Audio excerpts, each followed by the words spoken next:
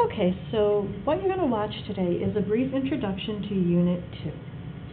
The first topic that we're going to cover is mixed numbers and improper fractions. We know that a mixed number is a whole number and a fraction, and that an improper fraction is a fraction whose numerator is equal to or greater than its denominator. The first thing we need to be able to do is change between mixed numbers and equivalent fractions. Now I know that according to my denominator, each whole is going to be cut into 4 pieces. So if I have 4 wholes and I'm going to cut each one into 4 pieces, then I'm going to end up with 16 pieces, except that I already have an additional piece. So I need to add that, and that'll give me a total of 17 pieces. And then, because we're not changing the size of the fractions, the pieces, we're just rearranging them, our denominator stays the same.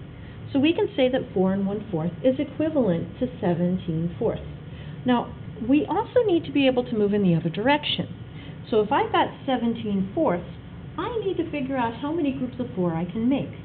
So I'm going to take 4 and divide it into 17.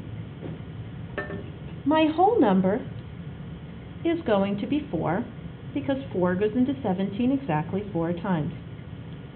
My numerator is going to be, my remainder is going to become my numerator in my fraction. And again, we're not changing the size of the pieces, so the denominator that we had is the denominator that we keep. So again, we find that 17 fourths is equivalent to 4 1/4.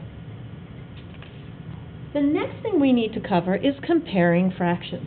There's a lot of different ways to do this. The way that you've learned in the past is to put the fractions in common denominators, because we want to make sure that the pieces are the same size so that we can accurately compare them. In order to do that, we need the least common multiple of the 2 denominators. I happen to know that the least common denominator of 4 and 8 is 8. So 7/8 already has that as a denominator. That fraction is going to stay the same. So we're going to take 3/4 and change it into a fraction with a denominator of 8. And in order to do that, I'm going to multiply the numerator and the denominator by the same number. And the number that would be what factor it takes to get 4 to 8, and that would be 2. Now, just a reminder that this thing that we're writing here, or multiplying by, is actually a form of 1. Again, we're not actually changing the size of 3/4, we're just renaming it. So we find that 3/4 is equivalent to 6/8. And then all I have to do is compare 6/8 to 7/8. So if I have 6 pieces and you have 7 pieces, you have more. And that's all there is to comparing fractions. We've only got a few more steps to go.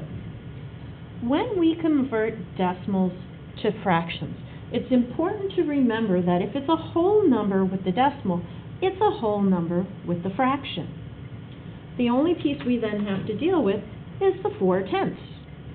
So, basically what we do is say to ourselves, how do we say that decimal? And we say that decimal by saying 4/10. Notice that 0.4 and 4/10 are equivalent. The only thing we have left to do now is to put our fraction in simplest form by dividing by the greatest common factor, which in this case is 2. So we're going to get 2/5. So we can say that 2 4/10 is equivalent to 2 5/10. And that's all there is to changing a decimal to a fraction. The very last thing we're going to deal with is changing a fraction to a decimal. Now, sometimes there's a few other ways that this will work, but the one way that works every single time is to set up this problem as a division problem. You'll learn later in this unit that fractions can also be represented as division. When we have the number 4/6, that's the same thing as saying 4 divided by 6. So I have to add my decimal point and a 0 in order to work this problem. So I'm going to say to myself, 4 does not divide by 6, but 6 goes into 40 6 times. And I'm going to divide and I'm going to subtract and get a remainder of 4. Now, we learned in the last unit that we can't have a remainder with a decimal, so we're going to annex another 0. We're going to bring down that 0 into the problem. And already I'm starting to feel like I've been here before. So we're going to get 36 again. Again, when we subtract, we get 4. And at this point, hopefully we all recognize that what we have here is a repeating decimal. So to show our answer, we're going to say that 4 sixths is equivalent to 0 and 6/10 repeating. And remember, the repeating bar only goes over the part of the fraction that repeats, or the part of the decimal that repeats. Okay? Now, at this point, we finished our review. You're going to, from this point, complete the Google form that is on this page below this video.